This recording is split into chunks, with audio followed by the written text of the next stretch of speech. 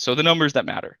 So I like to start with a quick pulse check of like everybody's business, right? So everybody knows that sales is the pipeline, it's the lifeblood of your business, but sales alone doesn't guarantee that you're going to be making a profit. So if you find that you're selling more and more jobs, but you're still broke at the end of every month, that can be a sign that you may have an issue along the way. If your payroll every Friday is just feeling like a gamble, whether or not you're going to have enough cash in the bank account to make it, that can be an issue. If you have a whole bunch of busy crews but no money left to pay yourself, that's again an issue. So a few examples, like I had a contractor who was barely scraping by every Friday to pull together payroll. They were running, 10 trucks, but they still were barely making payroll. Everything was working. They didn't have a sales problem, right? Everybody was busy, but they just had some fat and other things that we needed to trim along the way. Or we had another contractor who was, they again were running multiple crews. Everybody was busy. They didn't have a sales pipeline issue, but they just couldn't keep money in their account. It was coming in and going right back out. So neither of them had a sales problem.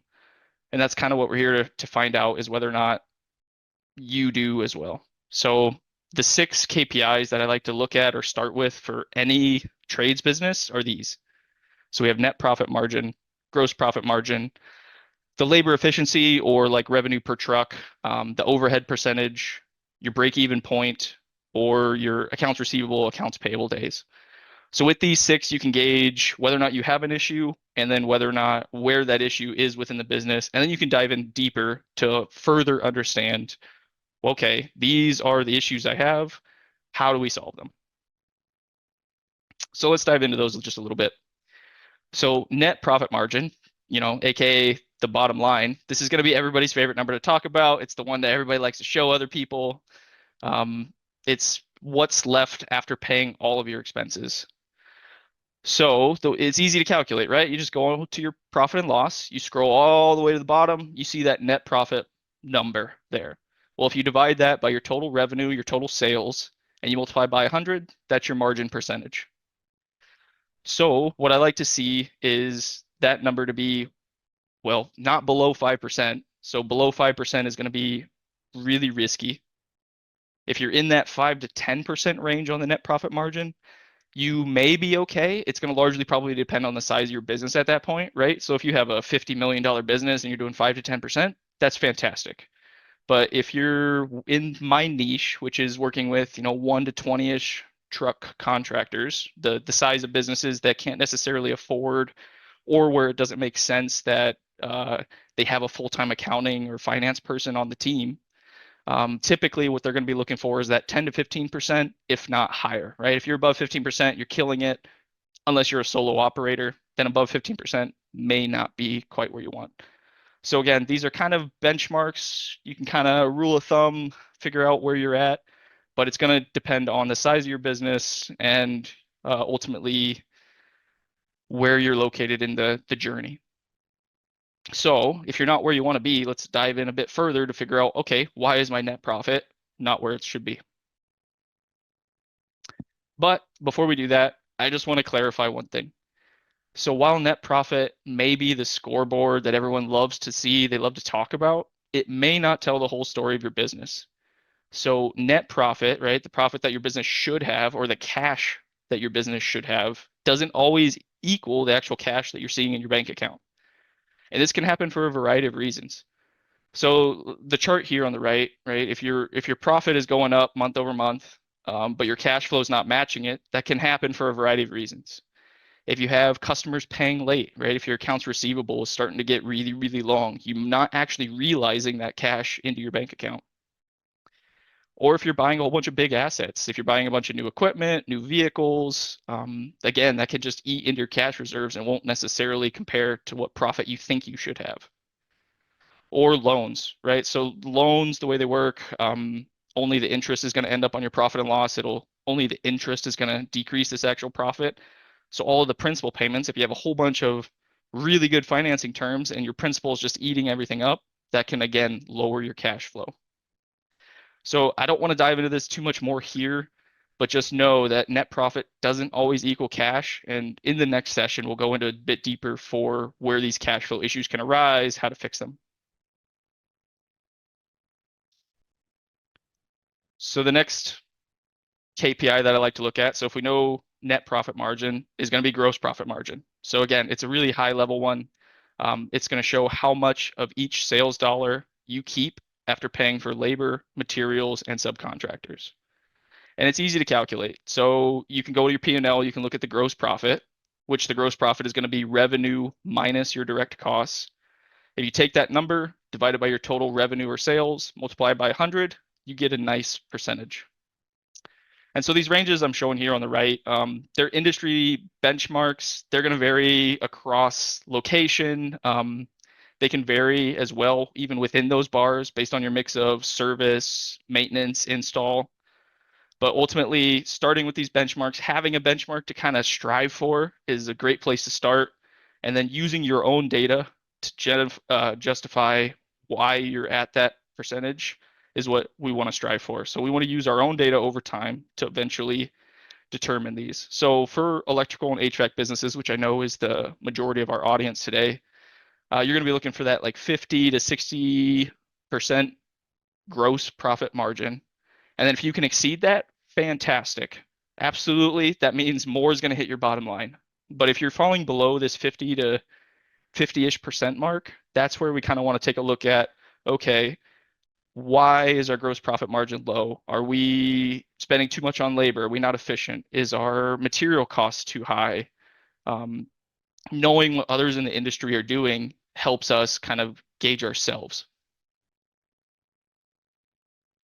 And so to dive into that a little bit deeper, just to kind of show where the gross profit margin goes is what this chart here on the right's doing. So we have our whole pie, right? The whole sales. You make a whole $100, right? Big ticket, I know. That whole $100, then out of that, right, you're gonna have your financing or your credit card fees, 3-8% there.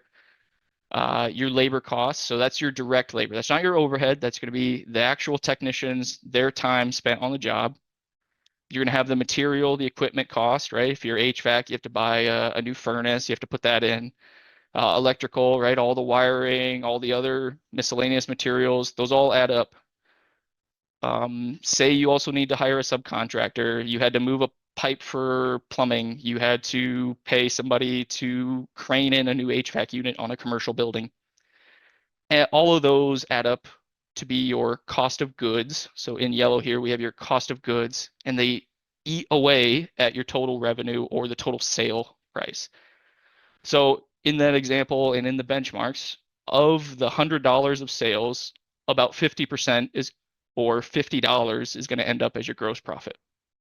Okay, so let's dive into the gross profit area just a little bit further. And that's where I like to look at the labor efficiency metric. You may have seen, like Grant Cardone and some other leaders out in the industry touting around some numbers around this, but one of the ways I like to do it is I like to look at the revenue generated per truck. So that's the revenue generated per truck. And I like to do truck because I know a lot of people like to run a lead tech with an apprentice, but I don't necessarily think that the apprentice is always generating a lead tech sort of revenue, right? So if we do it per truck, then we can calculate it as annual revenue divided by the number of trucks in the fleet, the number of trucks running around. And then these industry benchmarks is kind of where the region we're looking at. Again, it's going to vary by your location, right? California is a lot different than Pennsylvania. It can vary by your mix of service, maintenance, and install mix as well, where you're at within these ranges. But that's what we're looking at here. So like above 225, 250,000 is where you're going to start to get into that healthy sort of range. So each truck is ideally generating 225 to 250,000. With that amount, then you're going to be able to cover a lot of your other expenses. So it's just a rule of thumb. Again, we're looking at, hey, are these doing well? Another way you can calculate it, but it's a lot harder to find industry metrics on, is your revenue per employee. So then you would account for all of your office workers, all of your um, apprentices, things like that. And the revenue generated per employee is going to be a lower number than this. Typically, from what I had found, I could only find a few resources on that revenue per employee, Like your bottom barrel is 170,000. Like each employee of the business should be generating roughly $170,000 of revenue. And so again, so why does this number matter? So a healthy labor efficiency drives a few things. So we're going to have profit stability. So a truck that is running below the benchmark is going to drag all your margins down. It's going to make it harder to hit your margins. It's going to make it harder to have that bottom dollar. With a healthy labor efficiency, you're going to have more room for overhead, right? So if you have more dollars coming in per truck, but you have the same amount of overhead, your margins just get better there. So fewer dollars per truck means overhead is going to eat into that bottom margin that much more. And then cash flow predictability, right? So you have a healthy fleet, healthy trucks, everybody's bringing in a good amount. You're going to have steady paychecks, you're going to have cash in the bank. It can also kind of be used as a hiring decision tool. So that's what the flowchart here is sort of showing. So if your labor efficiency is above the benchmark, no, okay, so I'm not meeting, I'm lower than I would expect to be on that labor efficiency number, then that could mean that your business has some productivity leaks. So then we want to dive in further. We can look at other numbers, other things. You could have dispatcher scheduling issues. Maybe the trucks aren't being efficient. Maybe they're not going to jobs consistently. There's too much downtime. You could have a training issue, whether that's sales training. No, whether that's other, just they're not completing jobs in an efficient manner. They're not leveraging the apprentices well. Or is it simply a pricing issue? We're just charging not enough for the value that we're providing to these customers. Or on the flip side, yeah, hey, boom, we're in that efficiency metric. We're hitting everything we want. So then we can look at our cash flow. Do we have enough cash? Is our cash flow consistent? Are we hitting our margins consistently? Then no. Well, then we need to understand our cash flow. We need to build that cash flow stability. Yes. Well, then it's safe to scale. So if you would like to, you likely are doing well per truck and you can have a scalable model, you have a scalable business, so you can continue to scale and hire. And so then with that scale, then you can start to understand, okay, if I know my gross profit, I know how much revenue my per truck makes. That means if I add this employee, if I add this truck, I know how much I should add to my bottom line. Okay, so we kind of looked at cost of goods a bit. So now let's look at the flip side of that, and that's your overhead percentage.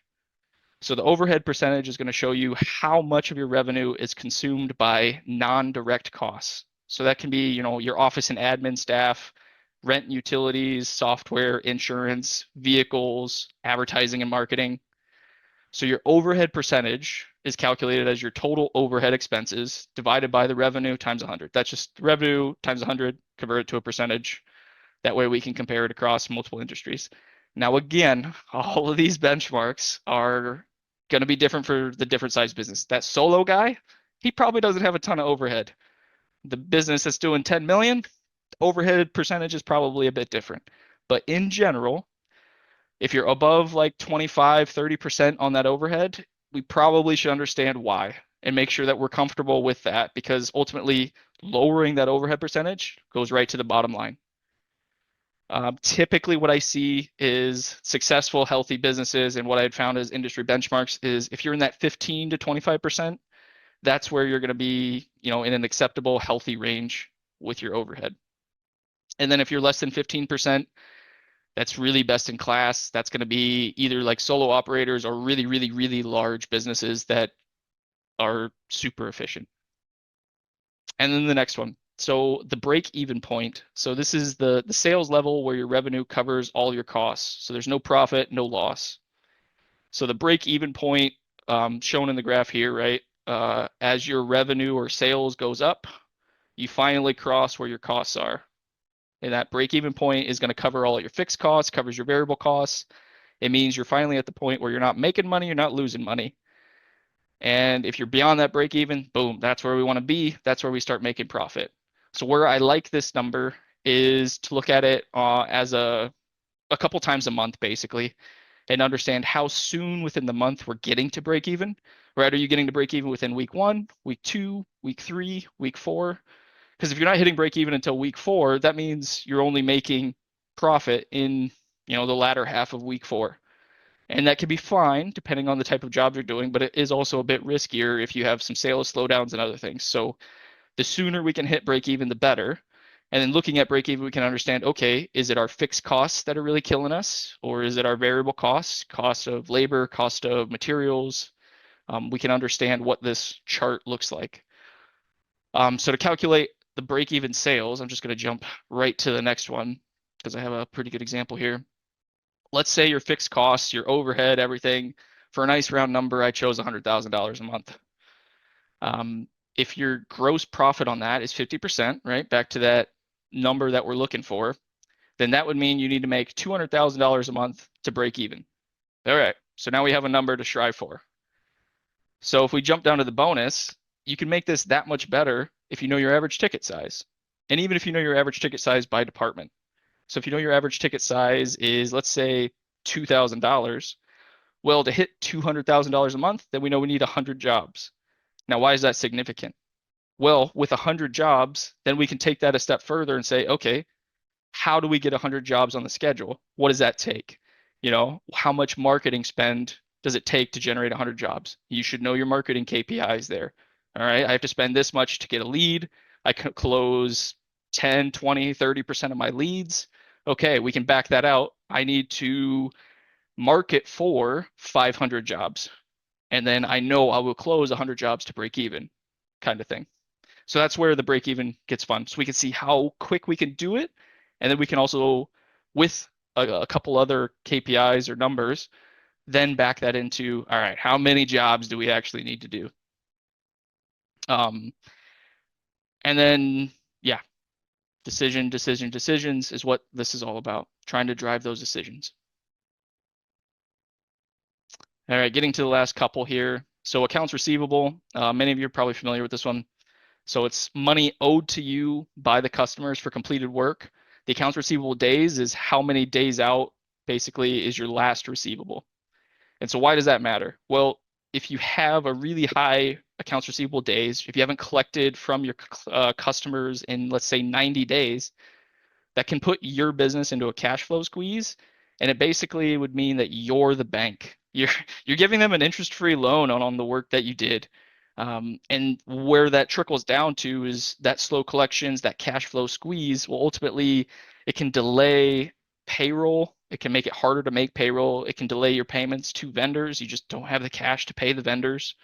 So what I'm looking for is you want to keep all of your accounts receivable within 30 days, ideally.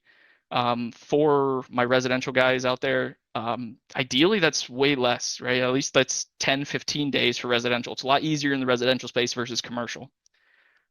So the decision wise, the driver here, if you see that your AR is getting longer and longer, try to understand why. Do you need to tighten up your billing terms? Do you need to have technicians collect payment before they leave the job site? Do we need to automate or change our follow-ups? Do we need to offer financing just because times are tough? And then the flip side of that, so accounts payable days. So money that you owe vendors, suppliers, the subs, it's money that's outgoing from your business.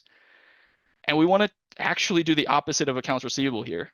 The goal being keep cash in the business. So if you pay your accounts payable too fast, that can choke your cash flow. It can mean the money going out isn't matching the money coming in necessarily. But if you pay too slow, that can hurt your suppliers, and we want to maximize and keep those relationships healthy. So the benchmark, try to stretch your vendor terms, but stay current. So you'll net 30 is pretty standard in the industry a lot. But what you can do depending on your cash flow crunch issues is you can negotiate terms, especially with those big vendors that you're spending a lot of money with. You can see if they'll do a net 45, net 60. If you have a cash flow crunch, that change, it's only 15 days, can really help your cash flow. So your goal, maximize your bill payments within the vendor terms that you have. And so just kind of expanding on that. So AR, AP, AR, we want to get the money in the business as fast as possible. AP, we want to try to keep the money in the business as long as possible. So you can have if you're not already doing it, you should be sent, or you can send invoices, you can collect payments before the technicians even leave the job site. This is primarily for a lot of my residential guys. The commercial jobs make that a lot harder. They typically are going to run the longer net terms. If you're not already leveraging software, make sure you're automating reminders for overdue accounts receivable, even if it's not sending the reminder, make sure it's at least prompting your office person to then send that reminder. Make sure you're looking at accounts receivable a couple times a month if you have cash flow issues. And then for bigger jobs, if you're not already, deposits, financing, you can use those to get cash into your business before the job is actually complete. And then again, like we kind of touched on it already, but see if you can negotiate those vendor terms, especially for those that you're spending a ton of money at. They're typically pretty lenient and will work with you, especially if you explain the situation. Okay, I want to wrap it up here a little bit. So putting all this together, why do I look at these numbers? Well, it's largely for this chart. So I want to understand, is the business healthy? If the business isn't perfectly healthy, why and what region do we need to dive in deeper to? So we start with the net margin, right? That's the first one we went over. So if your net margin is not good, you're not hitting the profit that you want, then we go, okay, let's look at the gross profit margin. Is that good? Do we have good efficiency on our labor, materials, etc.? Well, no. Okay, so then let's look at the labor. If we review that labor, is it a specific truck or specific service type that's underperforming on the gross profit side? Or is it a systemic issue? Back to our pricing, our dispatch, our marketing efforts, people aren't busy. It'll help us answer those questions. And then, okay, the flip side of that coin, gross profit margin is great. Okay, well, if we still have a net margin issue, what's the other side of that coin? Overhead percentage. So then we go look at, all right, is our overhead percentage too fat? Well, if our overhead percentage is too fat, let's understand, all right, which portion of that overhead? Did we get some software creep, right? AI is the big new rave. Does everybody bought a whole bunch of AI subscriptions and now we're loving that and then haven't realized how much that's eating into our overhead? Or do we have a whole bunch of office admin staff that's sitting around not doing anything? Are we getting a little too fat there, or are we preparing for growth and we understand that that's just a necessary evil in the short term? And then the flip side of that, all right, well, net profit margin's good. I'm happy. I'm making as much money as I'd like. The business is booming. But your cash flow is still tight. Well, then we look at the AR AP days. So if your net margin's good, you can still have cash flow issues. And then first thing to check is your AR AP. Are you collecting in a reasonable time? Are you paying out in a reasonable time? So ultimately, you want to fix that leak in the cash pipeline and maximize the time of that cash within your business. If your net margin's good, your cash is not tight, well, then you're probably ready to grow if you would like to. So then that's a whole different set of, marketing, sales, expansion topic, but you're probably in a great shape at that point. And then I know I'm running low on time here, but hopefully you guys are all already looking at your numbers on a consistent basis and you understand that you're getting really, or that not understanding your numbers or looking at your numbers can lead to a lot of things, right? You could be underbidding jobs, again, that overhead creep, not making payroll, feeling that cash squeeze, you're super busy, but you're ultimately broke mentality, right? That's just general uncertainty. This one's pretty generic here. Depending on the size of your business, depending on what you have going on, there's a lot of different ways to look at these numbers, right? An Excel spreadsheet is all you really need, but ultimately your QuickBooks, your accounting software should have a lot of this information. And many of you are probably running a field service solution. You can use those as well to look at a lot of these numbers. They have great KPI boards. So in conclusion, your next steps, make sure that you're looking at your numbers on a consistent basis, but make sure you're not just glossing over them and being like, yep, looks good. We want to make sure that these numbers are actually driving decisions within your business. So make sure you're looking at your KPIs, make sure you understand what those numbers mean, or find help to understand your numbers. So what I want you to do is look at your numbers. I want you to review. I want you to look at those results monthly. Make sure you're tracking them monthly so you can see that over time. And that way you know whether or not something's changing before it gets too late and you actually feel the repercussions of that change. And then your improvement moving forward is that you're going to use those numbers to make data-driven decisions for as much as you can within your business, whether that's pricing, hiring, overhead control, your cash flow.